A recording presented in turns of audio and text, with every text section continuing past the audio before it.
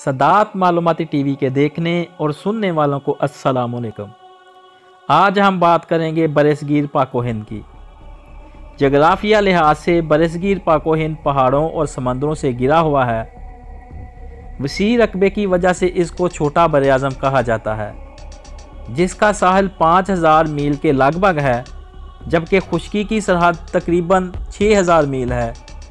शमाल मगरब में कोह हिमालय का तवील पहाड़ी सिलसिला है।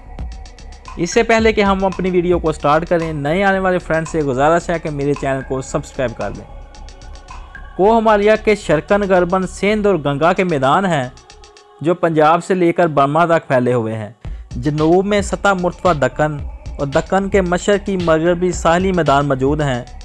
बरसगीर पाको हिंद में मुसलमानों की आमद से पहले वसी रकबे पर फैला हुआ मखलूत सकाफ़ती और तहजीबी रुझान देखा जा सकता है। माशरे में बरहानों को बरतरी हासिल थी। खैशतरी मसलसल खाना जंगियों में ख़त्म हो गए। वैश ने हमेशा उन कौमों का साथ दिया जो इनके कारोबार के फ़रोग़ का बायस हुए, जबकि शोरदार ज़ात पात की चक्की में पिसते चले गए। बरसगीर पाको हिंद में मुसलमानों की आमद इस खित्ते की सियाही, समाजी और माशरी तब्दीली का महरक साबित हुई। बरसगीर पाको हिंद के रस्म व रवाज पर मुसलमानों ने काफ़ी असर डाला। बरसगीर पाको हिंद के इंतशार ने मुसलमान हुक्मरानों को मौका दिया कि वो आस्ता आस्ता इस खित्ते पर काबज़ होते चले गए। मुसलमानों की बरसगीर पाको हिंद में आमद से इस खित्ते की एक नई तरीक़ का आगाज़ हुआ। नंबर 1, अरबों की आमद।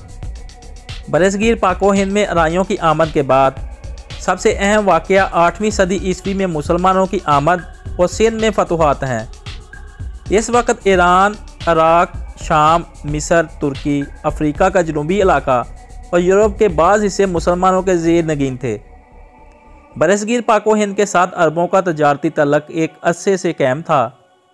बरसगीर पाको हिंद में मुस्लिम अहद का आगाज़ मोहम्मद बिन कासम की आमद से होता है। सन 712 में मोहम्मद बिन कासम ने राजा दहर को शिकस्त देकर सिंध में मुस्लिम हुकूमत की बुनियाद रखी। मोहम्मद बिन कासम ने इसके बाद मुल्तान की तरफ पेशकदमी की और अपनी फतूहात का दायरा कार बढ़ाता चला गया। अरब सिपाहियों ने सिंध के मकामी ख़ानदानों में शादियाँ की और अरब व हिंदुस्तान में एक नया मखलूत तहजीब व तमद्दुन परवरिश पाने लगा, जिसमें अरब सखावत गालिब थी। सिंध, मुल्तान और मंसूरा पर सन 712 तक सन 750 तक अमूरी खुलफा के नामजद गवर्नरों की हुक्मरानी रही। इसके बाद सन 750 तक सन 855 तक अब्बासी खुलफा के नामजद गवर्नरों ने हुकूमत की। इन गवर्नरों में अबुल अब्बास सफ़ाक पहले और हारून बिन अबी खालिद सिंध के आखिरी गवर्नर थे। अब्बासी गवर्नर की वफ़ात के बाद उमर बिन अल अज़ीज़ अबारी सिंध के गवर्नर बने। इनके बाद इनका बेटा जानशीन हुआ, जिसने 30 साल हुकूमत की। इस ज़माने में तजारती लिहाज से बड़ी तरक्की हुई और सिंध की बरामदात में भी इजाफ़ा हुआ। ये वो दौर था जब मुकरान, मशकी, मंसूरा, मुल्तान और तुरान की शक्ल में खुद मुख्तार रियासतें वजूद में आ चुकी थीं। नंबर 2, गज़नवी दौर। बरसगीर पाको हिंद में दूसरे मुस्लिम अहद का आगाज़ महमूद गज़नवी की आमद से होता है। सन 1026 में सब्तगीन के बेटे महमूद गज़नवी ने अबारी हुकूमत को ख़त्म करके गज़नवी ख़ानदान की हुकूमत की बुनियाद रखी। गज़नी हुकूमत एक तरफ काबल के रास्ते लाहौर और मुल्तान से जुड़ी हुई थी, तो दूसरी तरफ सिंध की मंसूरा रियासत की हदूद से मुकरान की सरहद तक रियासत मुल्तान की हदूदें थीं, जिन पर गज़नवी ख़ानदान हुकूमत करता था। सुल्तान महमूद गज़नवी की वफ़ात के बाद इसके वली अहद अमीर मसूद ने लाहौर में नया गवर्नर मुकर्रर किया। इसके अहद में लाहौर इल्मी और अदबी सरगर्मियों का मरकज़ बन गया था।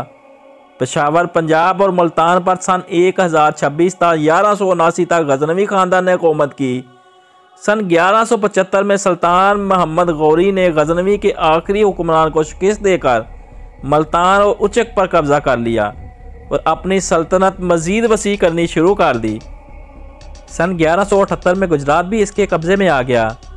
सन 1179 में पेशावर और सन 1182 में सिंध और ऐबक को भी सुल्तान मोहम्मद गौरी ने अपनी सल्तनत में शामिल कर लिया। सन 1192 में उसने अजमेर शरीफ पर कब्ज़ा कर लिया। सुल्तान ने अपने ग़ुलामों की तलीम और तरबियत पर ख़ुसूसी तवज्जो दी थी, जिसकी बिना पर एक नए हुक्मरानों के सिलसिले की बुनियाद पड़ी, जिसे ख़ानदान ग़ुलामान का नाम दिया जाता है। جس کا بانی قطب الدین ایبک تھا۔ برصغیر پاک و ہند کی ایپیسوڈ 2 دیکھنے کے لیے ہمارے چینل کو سبسکرائب کر لیں اور بیل آئیکن کو دبا دیں تاکہ نیکسٹ جب میں ویڈیو اپلوڈ کروں تو آپ کو اس کی بیل آ جائے۔ اس کے ساتھ ہی مجھے دیں اجازت۔ اللہ ہم سب کا حامی و ناصر۔